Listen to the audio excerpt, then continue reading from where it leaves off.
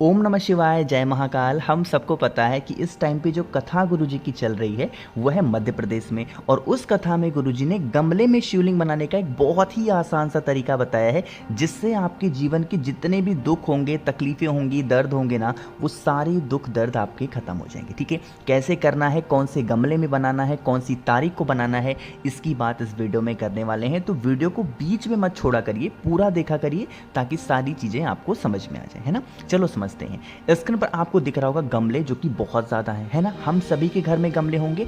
अब इस उपाय के लिए हमें कोई स्पेशल गमला नहीं चाहिए। स्पेशल गमले का मतलब कि कोई एक स्पेशल फूल हो या फिर नहीं, कोई भी गमले के मतलब उसमें पॉट में, किसी भी गमले में, बस वो गमला तुलसी माता का पौधा ना हो। बाकी तुलसी माता के पौधे को छोड़ करके जो भी आपने शो प्लांट लगा रखा हो, चाहे कोई फूल पत्ती है ना, कुछ भी लगा रखा हो, कोई भी एक गमला चूज कर लो। ठीक है, और उस गमले में आपको पूरा शिवलिंग नहीं बनाना है, सिर्फ शिवलिंग का ऐसे एक स्वरूप बनाना है। समझो कैसे।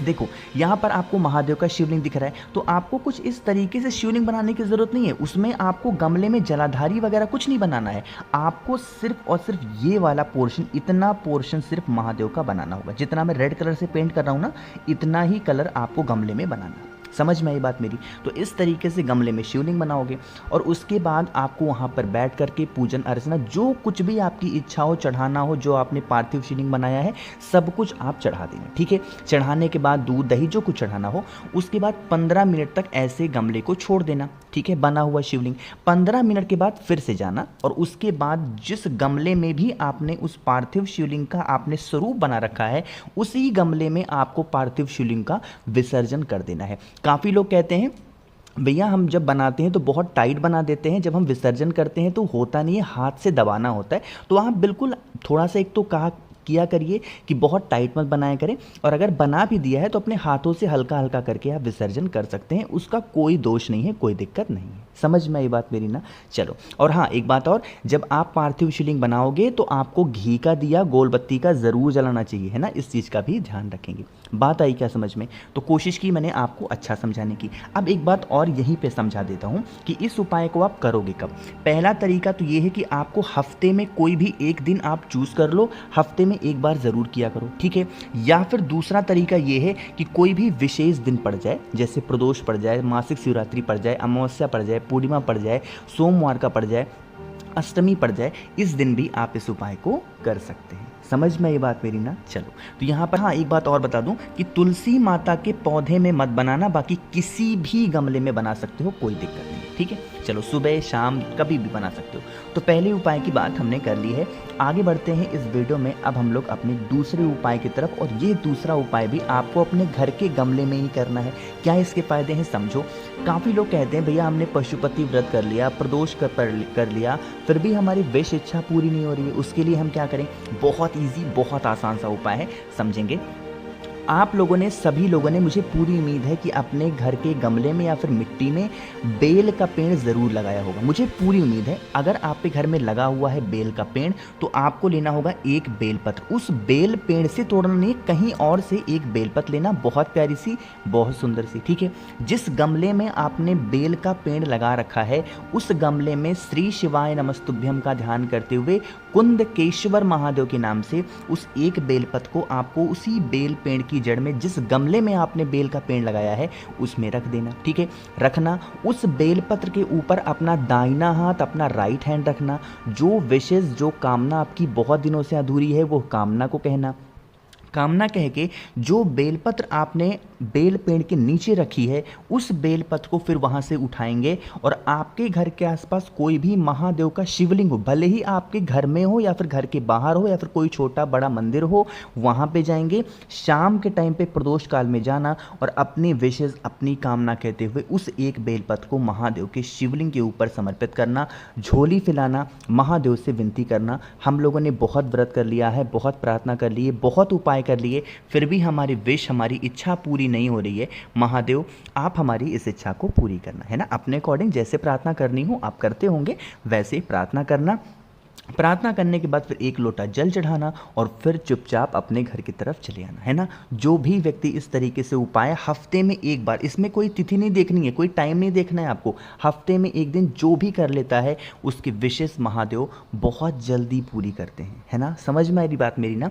चलो, तो 2 उपाय की बात हमने कर ली है। आगे बढ़ते हैं इस वीडियो में हम लोग अपने तीसरे उपाय की तरफ। और ये जो तीसरा उपाय है वो है गुस्से को, क्रोध को हमेशा के लिए ख़त्म करने के लिए। लेकिन क्या है इसके फ़ायदे, उससे पहले जल्दी से वीडियो को लाइक कर दीजिए। और जितने भी भाई बहन इस आवाज़ को पहली बार सुन रहे हैं तो चैनल को सब्सक्राइब करेंगे, ठीक है। आज के टाइम पे क्या है ना कि हर किसी के घर में लोग बहुत ज़्यादा क्रोध, गुस्सा करते हैं। आप उस इंसान से बहुत ज़्यादा परेशान चल रहे हो, है ना। तो उस कंडीशन में क्या करोगे, आपको लेना होगा इस तरीके से बेलपत्र। लेकिन यहाँ पर आपको एक बेलपत्र नहीं लेनी है, फिर कितनी लोगे, आपको लेनी होगी 7 बेलपत्र। बहुत प्यारी सी, बहुत सुंदर सी। कितनी बेलपत्र, 7 बेलपत्र लेना। और इन 7 की 7 बेलपत्र को जो भी व्यक्ति आप पे घर में क्रोध करता है, गुस्सा करता है, बहुत डांटता पीटता, अलग अलग शब्दों का इस्तेमाल करना, बहुत ख़राब शब्दों का इस्तेमाल करता है, आपको जब भी वो इंसान सो रहा हो, सुबह दोपहर शाम रात दिन, कभी भी सो रहा हो ना, सोते हुए उसके हाथों से एक बार उन 7 की 7 बेलपत्र को स्पर्श करा देना, टच कराना, ठीक है। रख देना नहीं उसके उपास में, जग जाएगा तो फिर मामला गड़बड़ है। आपको बस एक बार टच करा देना, ठीक है। टच कराना 7 बेलपत्र को, और उसको लेके पहुंच जाओगे कहाँ पे, महादेव के शिवलिंग के पास में। साथ ही साथ एक तांबे का लोटा भी लेके जाना। यहाँ पे जो नियम बताने जा रहा हूँ, जो नाम बताने जा रहा हूँ, मेरी बात बहुत ध्यान से सुनना, है ना। हम सबको पता है कि माँ पार्वती के बहुत सारे रूप हैं, बहुत सारे नाम हैं, पता है ना। तो माँ पार्वती का एक नाम है जो कि बहुत अच्छा नाम है, वो है उमा।